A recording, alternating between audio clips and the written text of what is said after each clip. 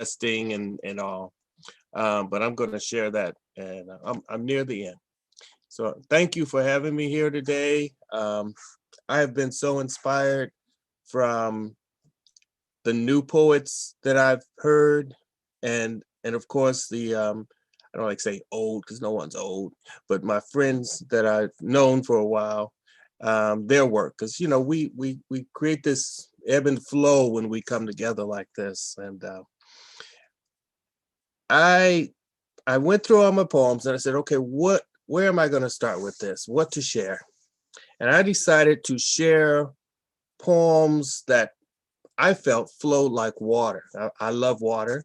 Never known anyone that says they hate water.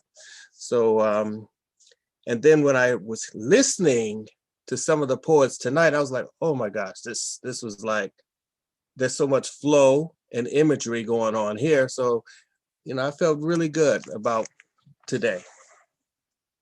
The first poem is titled Mississippi River, the Baptism. And this poem, I'm gonna talk to my friend. She said, yeah, I want you to read Mississippi River, the Baptism. She's not here, so because that's one of her favorites. But that's okay, because it's one of mine too. Mississippi River, the Baptism. The Mississippi River isn't muddy and flowing brown but bloody, with memories and stench past each generation, with each flush a bowel movement.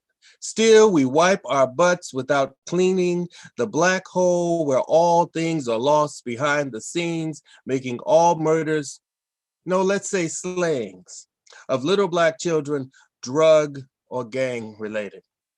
No one wants to go near that hole where manure spreads itself across the eyes of lost corn to smother Kwanzaa and turn Karinga's dreams into nightmares. Drenched in commercial passions which began flowing from Martin's bloody neck.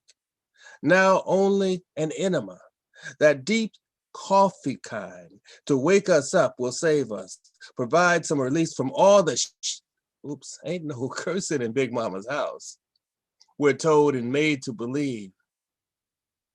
Stop, listen, I hear music. It's Delta Blues. Music pushing against the shore. I still hear the water splashing as preacher walks through the stream holding little Jerome in his arms. His body is stiff by the cold currents and wiggling catfish. Soon both will be baptized, one in water, the other in cornmeal. Pastor prays hard, wanting to walk on the water's surface and break Jesus' reflection into small white pieces of communion bread.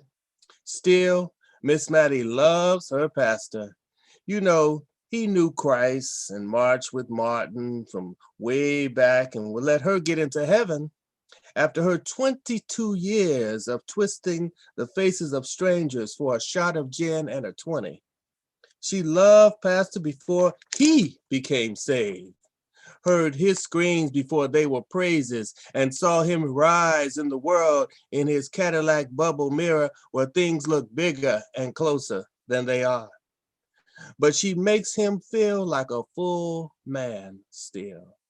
Now he visits her after service, stops by to pray about the past, drives in that same long ride. Stained by greasy chicken from Sunday dinners and peach cobbler, dropped between the seats. Those large bones know the truth about how sweet peaches came and went many times in the back, then kept quiet. She was a pretty young thing who was bused to Texas suddenly to live with her big mama. Mattie lived alone and lonely. Pastor visits became still brief but proud.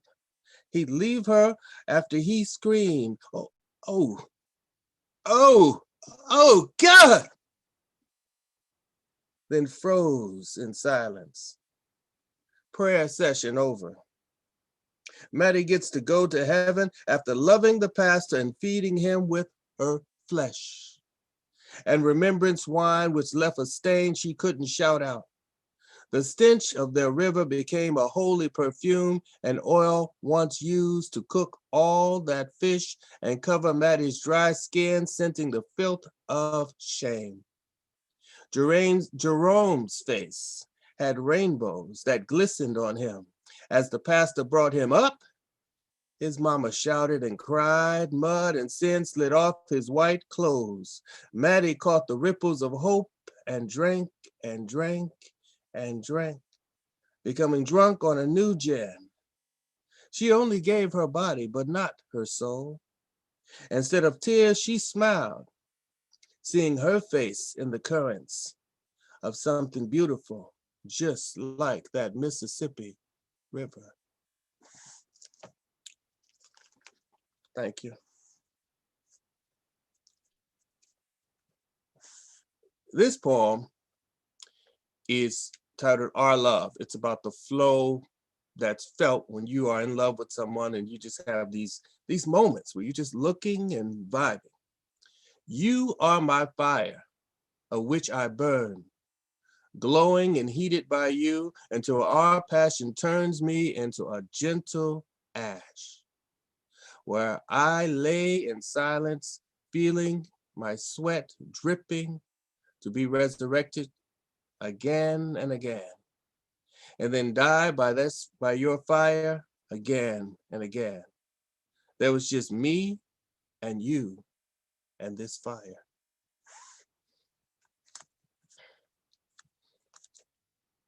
So love is wonderful. Love is wonderful. But sometimes we get hurt and we find ourselves bitter. This next poem is about a person that became very bitter. It's titled Make Some Room. She prayed for a stranger to love her, then called out in Jesus' name, her heart still full of bitterness, but had no one else to blame. Cataract eyes blurred her dreams, cracked lips whispered twisted lies. She wanted lust to remove her misery, but in her bedroom, passion just dies. A frightened child peeks into the room. She seeks strong, warm arms to embrace, to give comfort when her legs get cold while running away from love and grace. Her face turns away, feeling unworthy, not dead, but desiring to see the light. Still clutching her bag of broken promises, the old fool hell-bent on being right. She screamed for a stranger to save her, lift her up before she drowned in gloom, bring her back to life with just one gentle kiss. But her heart never made the room.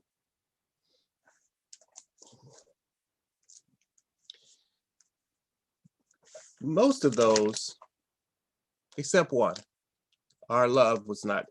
The previous two were in my book, Run Into Blackness, Feeling My Poetic Gumbo. And this next poem is about reconnecting with love, but then you've lost love and you still yearn for that person that you've lost. It might be to death or whatever. And it's due to be published in Sinew Anthology of Poetry in the Brew. And Christine and Joe, you know, we spent a very, very difficult but wonderful, wonderful project. So you guys see that publication soon. This poem is titled The Holes I Have.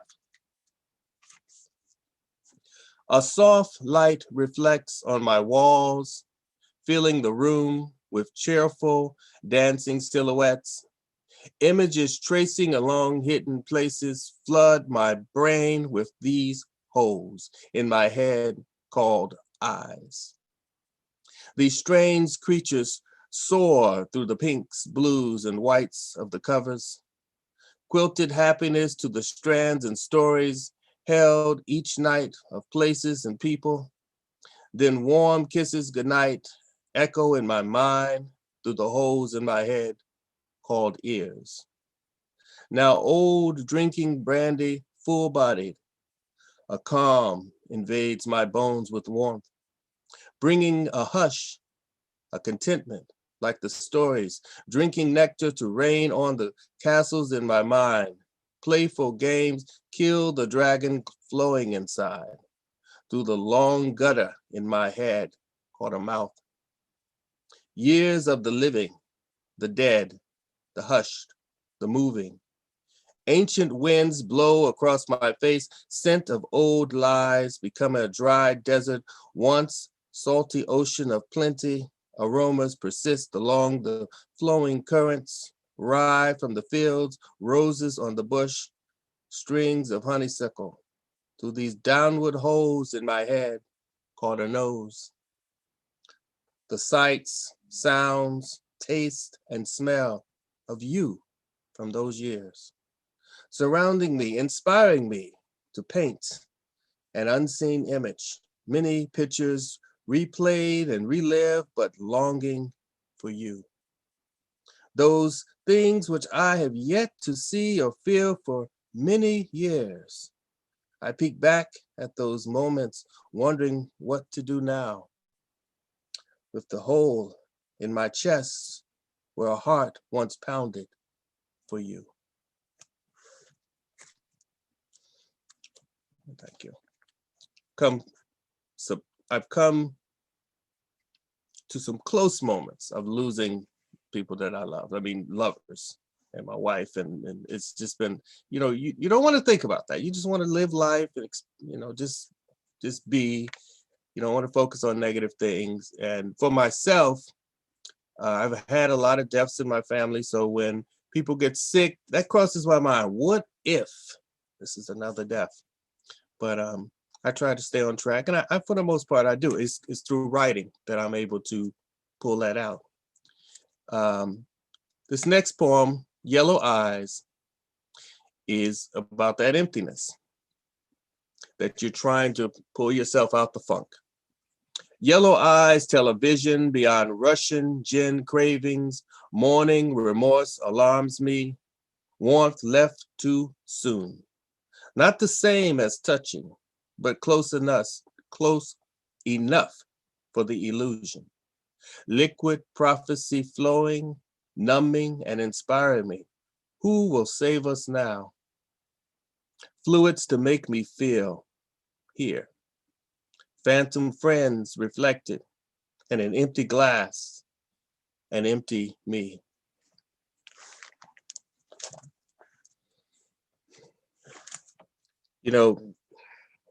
We deal with that internal stuff, but then what's going on today, it forces us to deal with a lot going on. In the past, you'd hear about things and the news, we only had a few channels, and you had that time to kind of process all the stuff you heard or read in the papers. But now, oh my gosh, you wake up and your phone's telling you all the stuff going on all around the world, and you're like, oh, and so I write to try to process that, and it's hard to keep up. I think some other poets here may feel that. They're like, oh my God, I'll just have to keep writing to help save myself, and in some respect help save the world. I hope your little contribution, what I call that raindrop into the ocean. I think each of us has a drop to contribute to the ocean. This next piece is titled Stay Tonight, and it was inspired from some photographs that I saw from Black history when I worked in a special collections library, and I just sat there trembling. Stay tonight. Reach for my pain. Let it roll between your fingertips and mold the thorns as bruised clay pounded by red feet. Why red feet? You see his blood drip down his legs as he hung while he prayed to be taken down, asking the sky to forgive his transgressors. I felt the warmth of those pains. They seemed to comfort me and taught me the truth of human shame, the need to punish the face which is different. His blood wasn't different.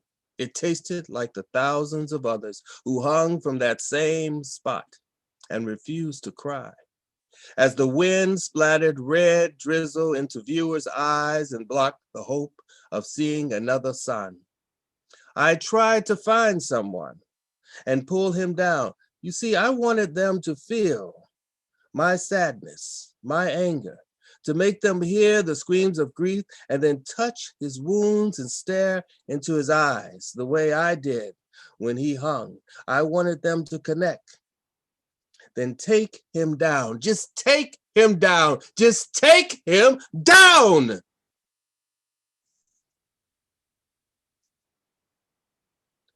And watch the flow of the blood that flows again. And remember the same lynching tree and lost winds of the bloody soils that still remain. Stay tonight.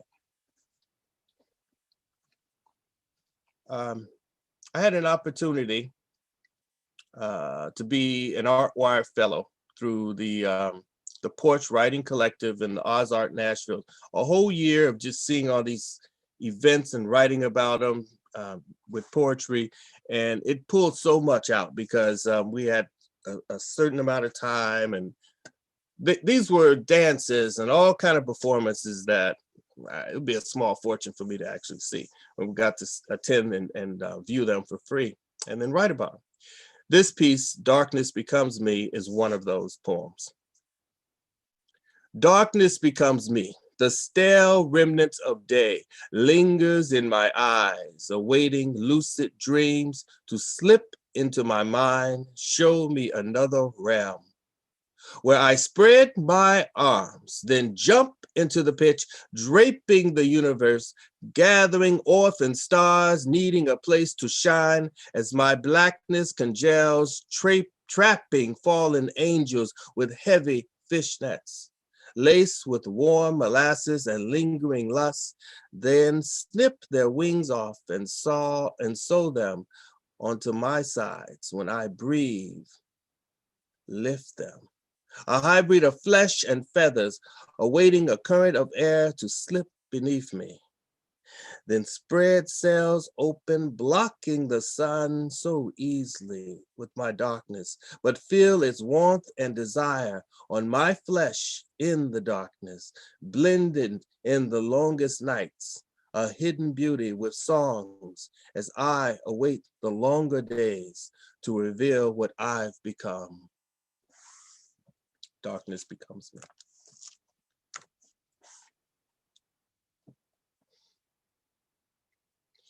This poem, I have this binder I'm reading from. And this poem, I put it in, I took it out. I put it in, I took it out. Because it's a very difficult poem. And it's a poem that I wrote about my godmother who was gunned down in Dallas, Texas from a home invasion. And a friend of mine, it was one of those coincidences, told me about a organization she had about fighting against gun violence. And it was kind of timely.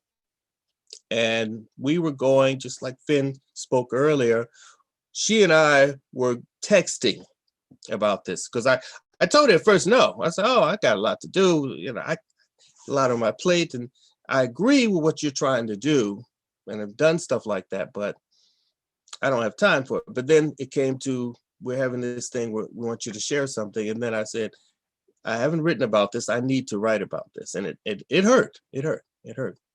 But it connected me because I couldn't be there. It's titled The Music of Whiskey, Cigarettes, and Bullets. I only heard a dead silence which made my beating heart sound like God's angry thunder, looking for a mighty rainstorm to find and throw my tears into. I knew the scent of your breath when you kissed me hello, the smell of whiskey and cigarettes, beige teeth grinning with jokes just to see a smile on my face. She shared her old wisdom, telling twisted lies of youth with a believable straight face. And tired eyes looking back, followed with a broken smile. Then whispered, I'm fine, I'm fine. Got your prayers and gospel music, can play and sing at the piano, ashes covered ebony and ivory keys with a line, stray butts on the lid. angry because you were black enough to cuddle in your own shadow and hide. Pretend not to be real and feel the hurt when they teased and sometimes pleased your ebony with words and later whiskey. Drunken days is wanting company, no one comes to listen anymore. Wrapped in an old quilt for comfort, fabric wings were sewn with love, lost in the pattern of loneliness. Thinking about the many days, circling with laughter and sorrow, stitch after stitch after stitch until done right. She still hears the voices saying, that spot of blood in the middle? Marks where a new baby was born. Clinging with those baby fingers, don't you dare wash this quilt. She can still hear the mother's cries, pushing out new life, a blessed miracle. The baby's a man now. The quilt is here to keep her wrapped with memories, cradled in all those stains and colors, to reach the deep chill in her marrow. She sips warm whiskey to remove the forever flu-like coldness away, sits at her piano to wait for music. Patient fingers resting on the keys of creamy surfaces to caress gently. This damn piano is too old to play, but enough cigarettes and whiskey make the tuning sound just right. Pretends the strings don't hurt her ears, but playing creates a deep trance. Her music, a balm of Gilead, soothing, made souls rise in hot Sunday service, heat waves, no one seemed to mind much. Played music or spirituals to break chains, to help people stop feeling broken inside. Church ladies fanned together non-stop, strong women creating a gentle breeze, moving a Viking ship down the Jordan, wanting the doors of the church to open to be saved from this brimstone's heat. Her sore fingers got tired of playing, just wanted to go home and then eat, enjoy the breeze of that big box fan, which drips water in a yellow bucket. A thirsty dog slurps like crazy all day. Later, the mutt itched and shook all night. She laughed at him, jerking in pain. Her familiar alcohol withdrawal seemed. When she screamed so loudly to God, her song notes were frightened of her, but were protected by staffs and pauses. Until one day, they heard strange sounds. Smoky sonic booms broke into her house as gunshots flew inside on heated winds, bullets and blood splattered forensic art. Her soul floated above her fallen body. I only heard a dead silence, which made my beating heart sound like God's angry thunder, looking for a mighty rainstorm to find and throw my tears into. I knew the scent of your breath when you kissed me hello, the smell of whiskey and cigarettes, Bade's teeth grinning with jokes. But now, there's no smile on my face.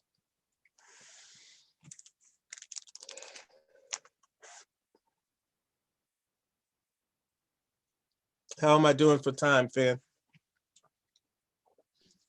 I haven't got a clue, Henry. I was just so engrossed in your work. Yeah, you've got time for another one if you want. That's fine. I have some more. Yeah. Yeah. Okay. I'm gonna skip this other one here.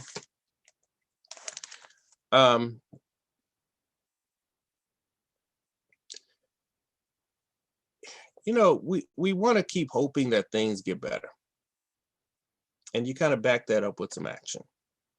It's like the whole climate thing. I take plastic bags to the recycle, and I'm like, what am I really? There's got to be more than me just dropping off these darn plastic bags, you know, because I've done some stuff and I'm like, you know, something daily. And I feel the same way in terms of what's going on racially and culturally and politically and all that. And then you balance, well, I got a life, you know, got daily things to do. And this poem came from that whole notion of what can be done. And it was written shortly after hearing about George Floyd. I have a friend named James Floyd. He's a poet, the Jefferson Street poet. And when I heard George Floyd, I always think of James. And you have to hear his work too. And this piece was written, was recited on a radio talk show called Your Turn, Sherry Bishop here in Nashville. We have a new dream for the many we have lost. Silence is an echoed form of acceptance, which allows the hatred to spread. Racism's wildfire wants our bones as tinder to burn everything to the ground. We release our tears to extinguish the blaze, but it's too late for our dead. Victims listed with blood awaiting our grief, but only our deep anger is found. Again, seeking justice to stop piling up bodies on a mountain of pain to toss. Silence echoes in waves of worldly calling for living and dead mouths to scream. Years of terror and fear to make us mute, but we won't forget our loss. When justice smothers evil, revealing truth, we'll rise in a new American dream. And with dream, whenever you say the word dream, you think of injustice. Who do you think about? MLK. And this piece was recently accepted for publication in a journal. Oh my God, the Willow Review. And they had a night. It was through a college that publishes this journal. Been doing it for many years. I'm like, wow, you guys have been around. And I checked to see if it was going to be recorded, and the editor, the professor, he told me no, because there were students within the feature. But so I said, I want to share it with you guys. Bring the hope of Dr. Martin Luther King. You say you want to be a king or like king? Bring a vision filled with a dream of hope to show people what true freedom will bring. Their eyes open from nightmares of the past and weary legs marching forward as they sing. We shall overcome and racism will not last. Bring the hope of growing unity. You say you want to be a king or like king? Bring a vision filled with a dream of hope. Looking to tomorrow with eyes of joyful tears, to a future where we can stand together strong. Ancestors' wisdom heard again in all our open ears. Civil rights and human rights, yes, both belong. Bring the hope of ending injustice. You say you want to be a king or like king? Bring a vision filled with a dream of hope. We no longer walk with heads down in shame, loving our Blackness with an inner pride, not targets for the racist hunting game, not attacked and needing to duck and hide. Bring the hope of self-love. You say you want to be a king or like king. Bring a vision filled with a dream of hope. You wonder why we march on MLK Day, working for justice to see with our eyes. Some say don't fight with just kneel and pray, but prayer without work brings no prize. Bring the hope of spiritual strength. You say you want to be a king or like king.